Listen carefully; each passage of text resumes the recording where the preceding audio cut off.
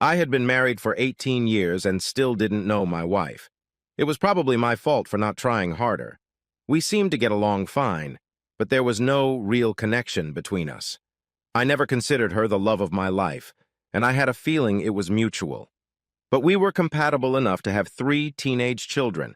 I worked in the claims department of a large auto insurance company. It was an office job with good benefits. I would have retirement benefits in 3 years.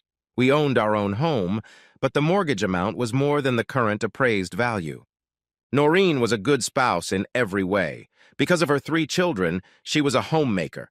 The house was always clean, clothes washed and ironed, and meals cooked perfectly. All the housework must have been good exercise for her because she still had the same fine figure she had in high school when we met. College didn't interest either of us. We got married a year after I entered the workforce. Noreen wanted to get away from her parents and be alone. I wanted regular sex. Since we were comfortable with each other, we seemed like a good couple. Unfortunately, there was no crazy, passionate, fairy tale romance between us. The sex was always good. So far, I never felt that there were any problems between us, especially in that area. I guess I was wrong. It started at one of those horrible company parties. I didn't dance, but Noreen did. I had no problem giving her complete freedom of action just to keep her out of my way. I spent the evening sitting with several other spouses who didn't dance. Unmarried guys entertained wives and single girls on the dance floor most of the night. The only problem seemed to be that she danced with Dirk Franklin more than I thought was necessary. He was a good dancer, but he was also a wordy womanizer. Several times during the evening I lost sight of Noreen for a few moments, but she always reappeared. It wasn't the most fun evening for me, but it was a sacrifice I made so my wife could cheer up a bit. The most enjoyable part would be the sex when we got home. A little drinking had a big effect on her behavior in bed. It made the time spent at the party more bearable. That night was particularly enjoyable. On Monday morning at work, it all came off like a shot in the arm. Everything was fine for the first few hours, but then I started to notice some guys looking in my direction and some giggling. I looked closer and found Dirk chatting casually about his recent conquest. Twice he looked in my direction and smiled, or should I say smirked at me. Dirk and I aren't very close. I don't like the guy, and I didn't appreciate what he was doing. Shortly before lunch, I managed to corner one of my most trusted co-workers in the copy room. "Barry, what the hell is going on with Dirk? If that son of a bitch smiles at me one more time, I'm gonna punch him." "I'm not sure if it's true or not, John, but he's bragging to everyone about screwing Noreen on Saturday night." "That's bullshit. Noreen would never let him near her." "That's what I thought, but he's got panties he claims are hers. He shows them to all the guys and even lets them smell them." "How could he get his hands on her panties? It doesn't make sense." "John, he claims she gave them to him after he screwed her in one of the hotel conference rooms. Did you see them?" "Yeah, they were silk, gray or silver in color." "Thanks, Barry. Don't say anything to anyone. I owe you one." If Barry had said the panties were red or black, I would have just joked. But I was there when Noreen got dressed for the party. She wore her favorite silver silk lingerie set. I'd bought her a bra and panties for Valentine's Day this year. About 20 minutes later, I noticed Dirk heading for the men's room. He'd had a lot of coffee this morning. I followed right behind him. I'm not a fan of playground conversations. There was no way I was going to confront Dirk face to face and ask him or order him to stop spreading lies about my wife. For one reason, I was no longer sure it was a lie. If I did meet him face to face, it would probably alert him. I didn't want that to happen. The easiest way to solve the problem would have been to bang his head against the tiled wall in front of the urinal. Since I was a gentleman, I waited until he was done and then punched him with my fist right in the nose as soon as he turned around. Something slammed loudly and my shirt got blood all over it.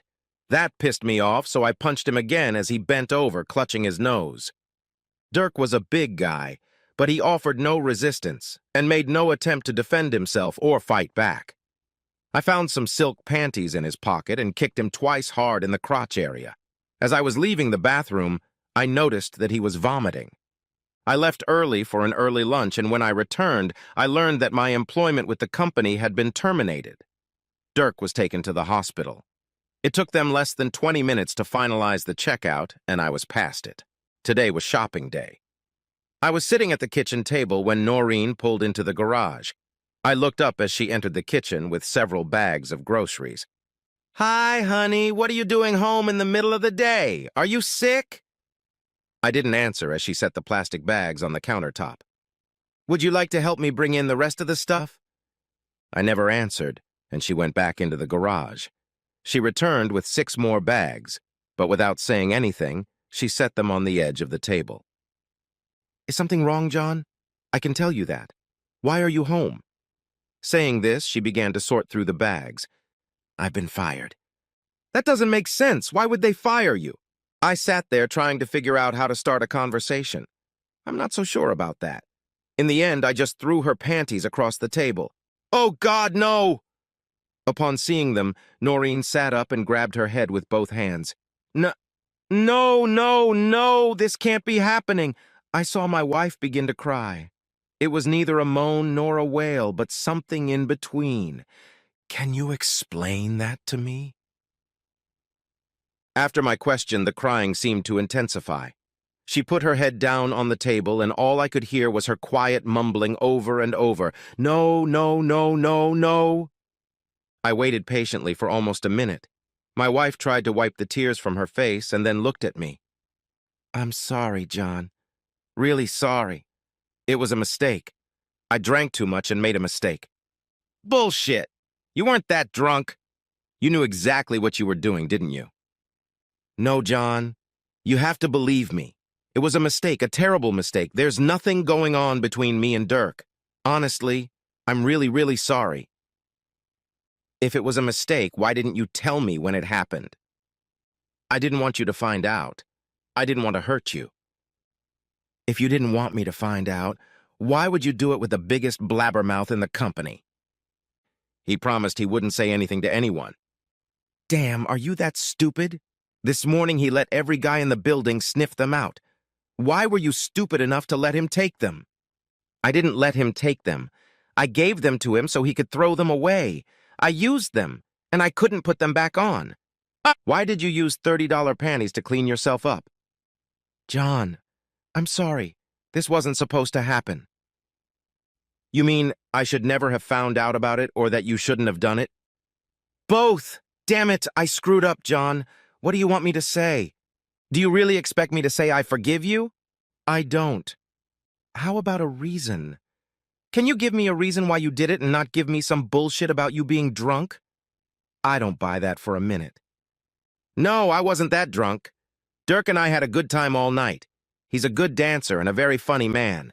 He knows just the right thing to say to a girl. Something that makes you feel good. So you two just wandered into one of those empty conference rooms and made mad, passionate love?" "No, that's not what happened." "How did it happen?" "Don't make me do this, John. Don't make me talk about it. It took me longer to clean myself up." "That's what you have me for, isn't it?" "What do you mean?" "You know exactly what I mean. What was the first thing you did when we got home? Tell me, Noreen. What did you tell me to do when we were in the bedroom?" "No, John. It had nothing to do with what Dirk and I did. Honestly. I'm sorry, but that's not how I see it." "John, you're making a big deal out of this. It didn't mean anything. It didn't mean anything. We can get through this." "Noreen, do you really think it was nothing? I lost my job. I lost my pension. I lost my wife and kids. I guess it meant nothing to you, but it meant everything to me." My wife just sat there and looked at me while I got up out of my chair. "I have to leave now.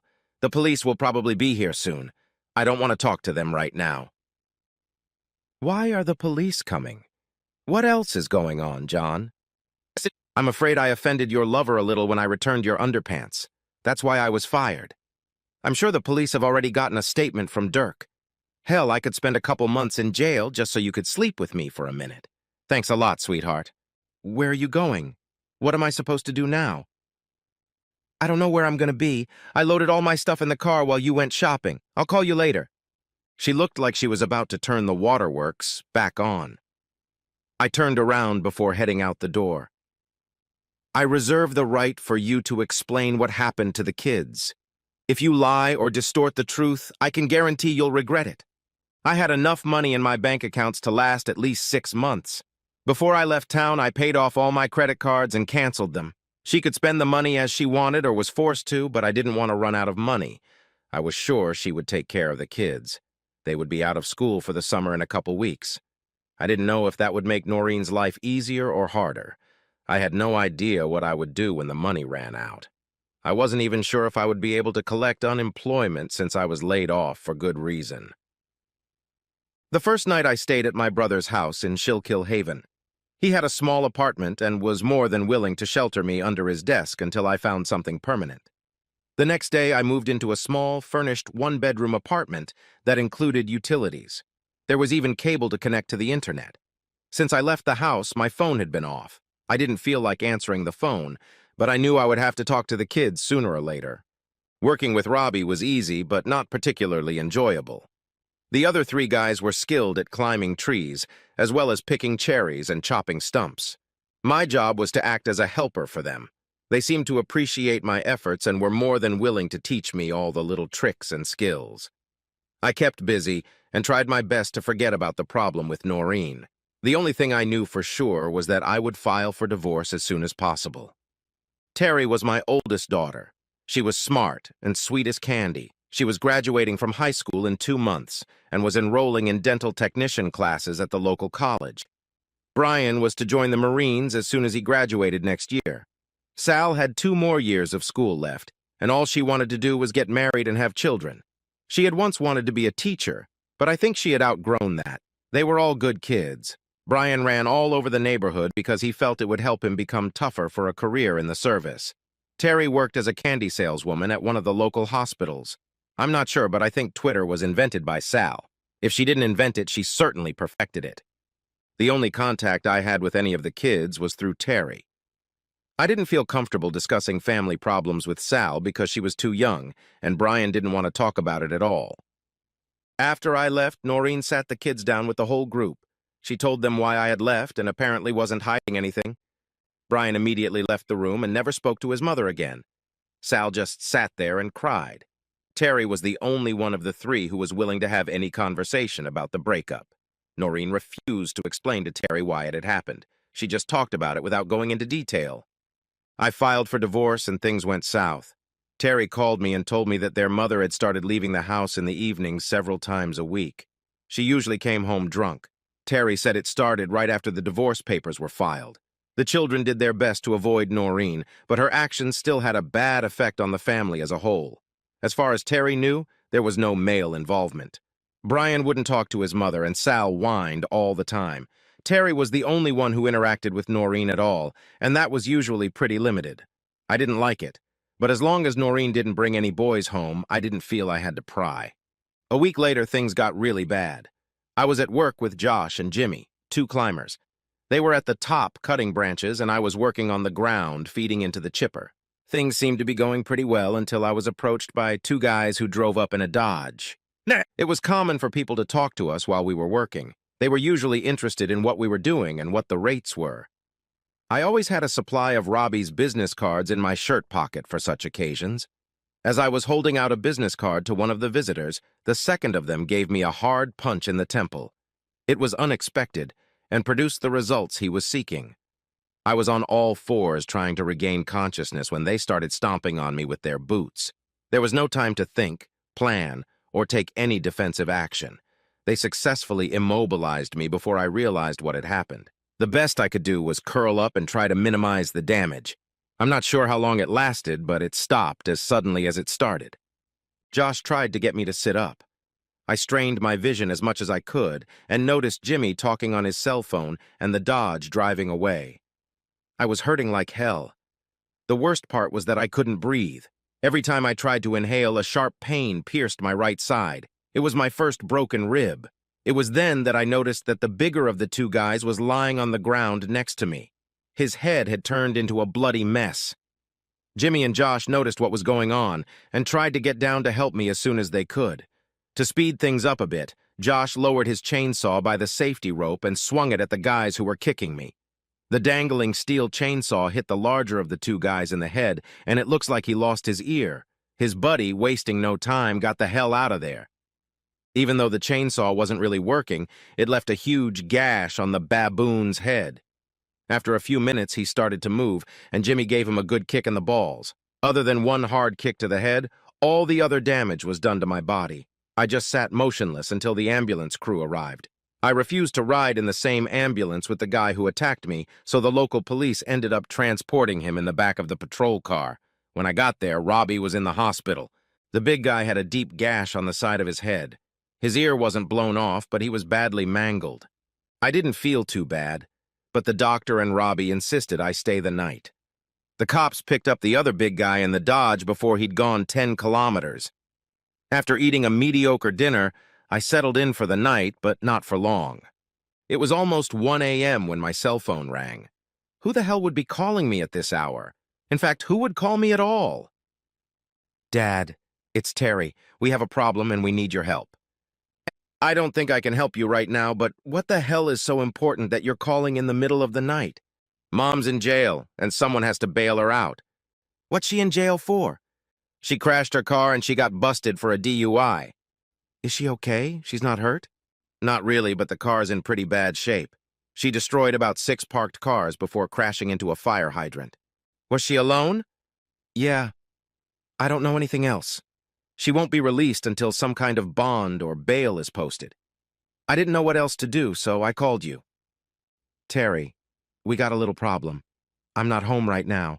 I'm at Pottsville Memorial Hospital. I was injured at work today and the doctor wanted to keep me overnight. I'm fine, but I can't leave. Maybe you should call your Aunt Sarah. She'd probably be more than happy to help your mom. What's wrong? Why are you in the hospital? I broke 2 ribs. They wrapped me up like a mummy, and I don't know if I can even drive. I'll be fine, so don't worry about me. I just need to rest for a few days. I didn't see the need to tell her how the accident happened. She had enough problems of her own right now. Is there anything I can do for you? See if you can find out a little more about what happened to your mother. I'm just a little curious.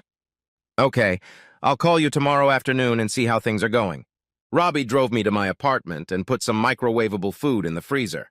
I asked him to buy me a couple 6-packs of beer, but all I got was some Coke. I was able to move fast enough to go to the bathroom and feed myself. Unfortunately, I was forced to watch the Adam Sandler movie festival all day. Shortly before dark, Terry called. Noreen was having drinks with some people who worked at my former company. I thought it was interesting since I no longer worked there. I had no idea she had any friends who worked there other than Dirk. They were just starting to have fun when the police showed up and arrested Dirk. Noreen got very upset and started drinking more than usual. Before closing time, she refused to call a cab and let anyone drive her home. Terry was never able to find out why Dirk was arrested and why Noreen freaked out when it happened. We talked for a few more minutes.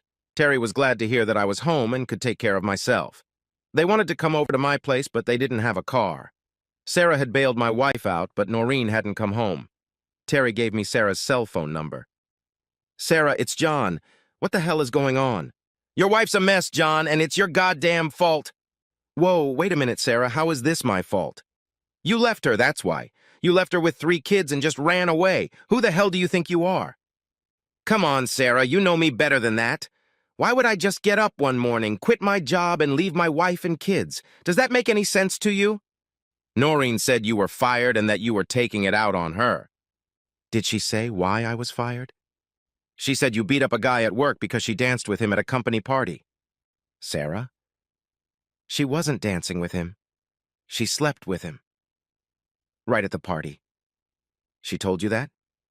There was a short pause. No, she didn't tell me anything like that.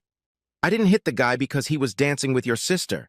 I hit him because he fucked her and then bragged about it to everyone in the damn company. She even gave him her underwear as a token of her appreciation. There was no answer on the other end of the wire. Did she say why her boyfriend was arrested last night? No, but she said you had something to do with it. Our conversation was interrupted by a knock on the apartment door. Sarah, I gotta go. I'll call you tomorrow. The cop at my door was an ugly guy, and he was also my brother-in-law. Come on in, Toby. It's always good to see family. You want a beer? Sure. I could use something cold. There was a Foster's hidden behind the Coke Robbie brought in. I had a nausea attack from the pain pills. John, we found the guy who helped you at the station. The two guys he hired to beat you up were more than happy to point him out. I believe it was Dirk Franklin? That's right. I assume you know him? He was messing around with Noreen. I tried to persuade him to stop, but he didn't seem in the mood for it. He confessed to everything, so this will save us the expense and trouble of a trial. The judge will sentence him and his two buddies on Friday. I'm not sure, but I'm guessing he'll get 2 to 3 years, probably right here in the county jail. That's good news. Toby couldn't help but chuckle. You're gonna get your revenge, aren't you, John? I'm hoping for some help from a few friends. You're not going to get me into any trouble, are you? It sounds like you volunteered to help, Toby. That's one way to put it. I gotta go. If you want to talk to this guy, he'll be in the city jail until sentencing. I'll come by tomorrow morning. How's Sally, by the way? Are you looking after my sister? I think it's the other way around. She's looking out for me. The hardest part of getting to the police station was getting in and out of the truck. I didn't know what was worse, being tied up like a mummy or not being able to bend over. When I entered the room, a wide grin was shining on Dirk's face. Looks like you're a little sore there, Mr. Esterly. Did you trip over a tree branch? He seemed to like the grimace on my face as I sat up. Welcome to Schuylkill County, Dirk. This is my territory, and I'll make sure you enjoy yourself while you're here. I don't think so, John. I'm bailing out of here on Friday. Was it worth it? Not because of what I saw, you bandaged up like a turkey. Looks like you lost your job and your wife. Was it worth it to you? I didn't understand the question. I never did anything to you that you didn't deserve. You should have just left it alone. I was better than you, and I still am. I think my wife thought so, too. Well, she's all yours now. I hope you like her. Oh, I will. By the way, I've enjoyed her 3 times since you left. Once was at home in your bed while the kids were at school. You really pissed her off when you served her with divorce papers. That son of a bitch did everything he could to piss me off. If the judge decides to let him serve time in state prison, it'll be harder for me to pay him back. The DA's office was on the 3rd floor, and the old courthouse didn't have an elevator. Not exactly wheelchair-friendly. Seems like one of the charitable organizations should take care of that by now. John Esterly, I hear you're back in town. Elizabeth Vargas graduated first in our class. She went to Pennsylvania State University on a full scholarship and earned her law degree. She married the captain of the soccer team, who was the only guy in our class to go to the U.S. Air Force Academy. They were the perfect couple, except for the fact that Captain Philip Vargas died in a car accident after they were married 10 years ago. The next 5 minutes were filled with chatter about the good old days. I felt awkward talking to her. She belonged to the elite, and I was one of the minor players. I smiled and tried to be polite. I was looking for a graceful way out. Well, it was nice talking to you, Elizabeth. I'm recently back in town and heard you were working here. I just wanted to say hello. With an embarrassed smile, I got up to leave. Sit down, John. The polite chit-chat is over. You're here about Dirk Franklin, aren't you? Yes, but when I saw you here, I decided it wasn't such a good idea. I felt like a beached whale trying to get back in the water. I've been assigned this case, John, so I know a little bit about what's going on. It's clear as day. He's going to prison. What did you want to talk about? I think that's it. I just wanted to make sure he got what he deserved. Elizabeth Vargas leaned back in her chair and smiled at me. It was pretty funny because usually you imagine big, tough guys doing it. You're starting to piss me off, John. I don't like it. I caught myself rubbing my fingers together and looking down at the floor. I wasn't comfortable discussing this problem with a woman, especially one like Elizabeth. She wasn't going to let it go unaddressed. Dirk Franklin had hurt me deeply. I lost my job, my wife, and my children because of him. I just wanted to make sure his stay in prison wasn't a vacation. Do you want him to stay in county or go to state? Do I have a choice? I can't keep him more than 2 years in county jail. If I give him more than that, I'll be forced to send him to one of the state facilities. She noticed I was smiling. I think 2 years here would be quite enough. With some effort, I stood up again. This time she didn't stop me, but when I turned around, she said, "John, would you mind meeting me for lunch at Scripsy's around noon?" I nodded, and when I gave her another slight smile, she smiled back. It could be an interesting lunch. After I left the courthouse, I did a little shopping. I bought a nice shirt and some new pants. I used to only bring work clothes with me. I also bought a case of beer. I decided that if I had to choose between pills and beer, beer would win. I wasn't sure if lunch would be business or pleasure. It was the latter. Elizabeth came home after Philip died. It turned out she was receiving some kind of government compensation but still needed a job. She had a 16-year-old son, Philip Jr., whom she called Second. After he was born, they decided they didn't want to call him Junior or Philip, so they settled on Second. It was hard to get much personal information from her without being overly curious, so I just let her tell me what she wanted me to know. I didn't say anything at all about my situation because I was afraid of being labeled a wimp. My self-esteem was somewhat low at the moment, so I was in dire need of protection. Before Elizabeth left to go back to work, she told me not to worry about the upcoming sentencing. The smile on my face quickly disappeared when I got home. My 3 kids were sitting on the porch with their suitcases and travel bags. "What the hell are you guys doing here?" No one wanted to answer me. "How did you know where I lived?" Brian decided to break the ice. "Uncle Robbie gave us the address." "I don't see a car. How did you get here?" "Aunt Sarah drove us here, but she couldn't stay." Brian stood up as I approached the porch. "Could you get the case of beer out of the car, please? I'm having a hard time lifting it." Terry helped me into the house. It wasn't really necessary, but I could understand why it looked like I needed help. Brian took the beer into the kitchen, and Sal made everyone cold ice cream. I didn't know how long they'd been there before I got back. "And just why did Aunt Sarah bring you all here?" "She said it was the best thing to do under the circumstances." Brian kept talking. He answered my questions, but I never learned anything. I took a big sip of soda and wished I had bought a cold beer instead of a warm one. "Under what circumstances?" Brian didn't want to answer. The 3 of them sat there looking at each other.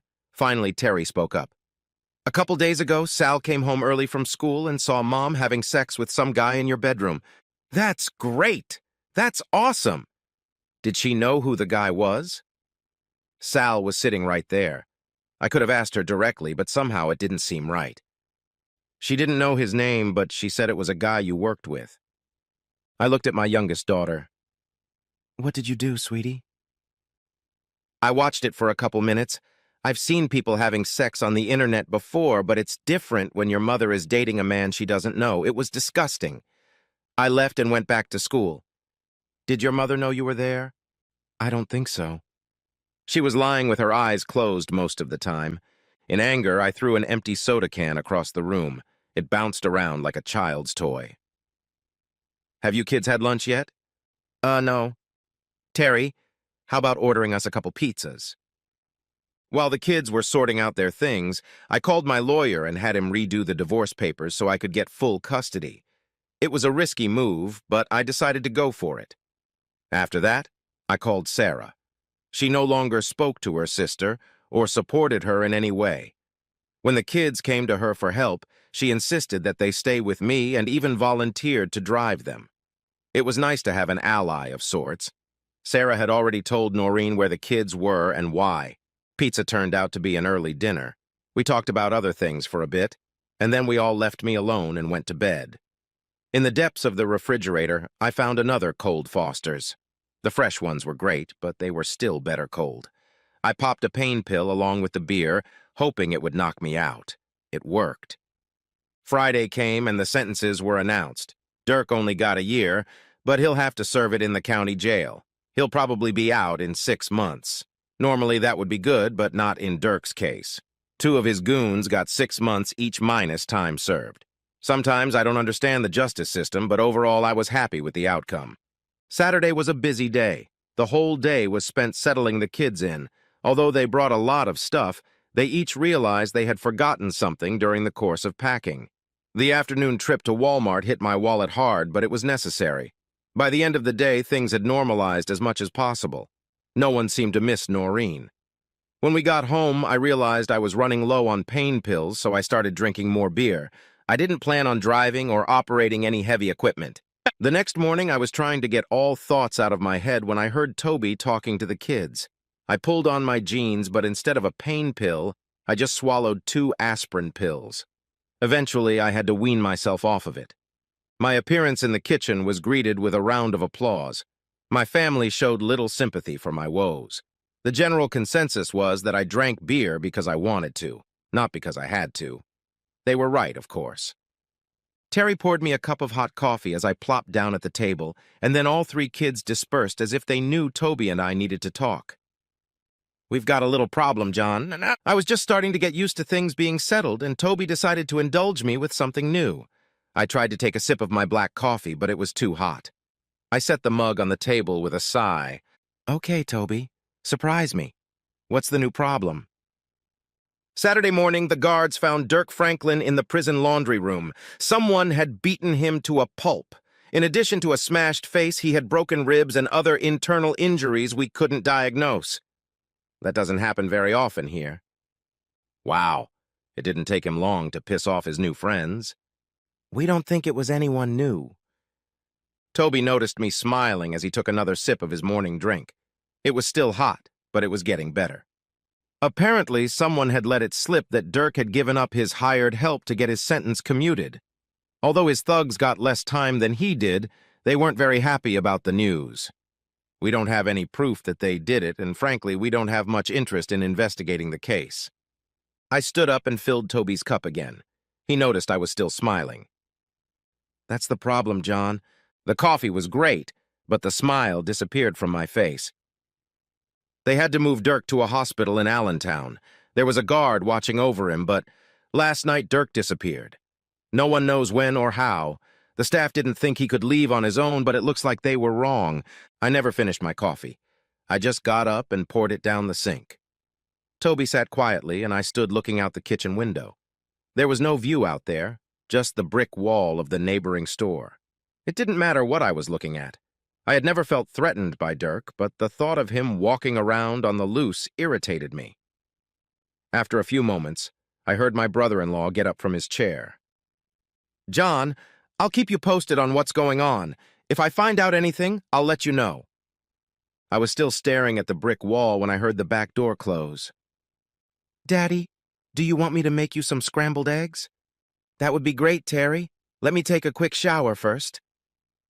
That same day, I called Sarah. She hadn't heard from Noreen and had no idea where she was. I didn't know if that was good news or bad news. Life was starting to get better. My injuries healed quickly. I got a job with a small company in Tamaqua where I had an easy commute to work. The kids had no trouble settling in. We started spending more time with Elizabeth and her son. The other and Brian seemed to find common ground, and I think I saw Terry look at him a few times. Although I spent most of my time with Elizabeth at public events and with our families, we also began to have a few celebratory dinners and go to the movies from time to time. Every 2 weeks, I asked Toby to deliver a couple packs of cigarettes to the guys who beat me up. There was never any conversation between us, but there was an understanding. Toby said they seemed to realize what the hell I was doing. If it worked out the way I hoped, it would be worth the money spent. Cigarettes weren't cheap. Sarah and I never heard from Noreen. Was she back with Dirk or somewhere else? Then one day, 2 of my adversaries were released from detention and promptly disappeared. 3 months later, I received notice that my divorce was finalized and that I had been awarded custody of Brian and Sal. Terry was no longer considered a minor. She was attending dental school in Reading. Elizabeth and I began to spend more time together. While all of this was going on, I still couldn't shake the thought that somewhere out there, nearby, Dirk Franklin was lurking. Did he still harbor some grudge, or had he already retired from the business? I could never be sure, and it bothered me constantly. I took a job with a small independent auto insurance company in Pottsville. 6 months later, Elizabeth and I were quietly married. The only stipulation of our marriage was that she had to keep her old last name of Vargas. She had several reasons for this, and I couldn't blame her for it. Elizabeth learned that Noreen worked and lived at the Salvation Army in downtown Philadelphia. Although we never saw her again, She started sending birthday cards to the kids. Then I started getting cards. They came at different times, on Flag Day, Veterans Day, Tree Planting Day. They always said the same thing, "Thinking of you, DF." Of course, I showed them to Elizabeth, but we never figured out what to do with them. They came from various places on the East Coast. At first, I threw them away, but as they became more and more numerous, I became more and more concerned. Dirk Franklin was like a cockroach that I had no idea how to get rid of. Elizabeth was doing her best to keep me under control. I appreciated her support, but I felt helpless. The card I received about 2 weeks before Christmas was more ominous than the others. "I have a special gift for you. See you soon, DF." Dirk had never shown any desire to hurt any of the kids, but I wasn't sure if he still felt that way. I caught myself constantly worrying about Elizabeth and the children. He was out of my life, but he was still causing me distress. All I could do was wait and be ready for him to show up. 2 days before Christmas, it was finally over. It was an ordinary greeting card, but inside was a clipping from the Baltimore Sun newspaper. The body of a man identified as Dirk Franklin was found today in a burned-out automobile near a brickyard in Glengarry. Police were unable to determine the true cause of death because of the condition of the body, etc., etc. The postcard was not signed. It simply said, "Thanks for the cigarettes."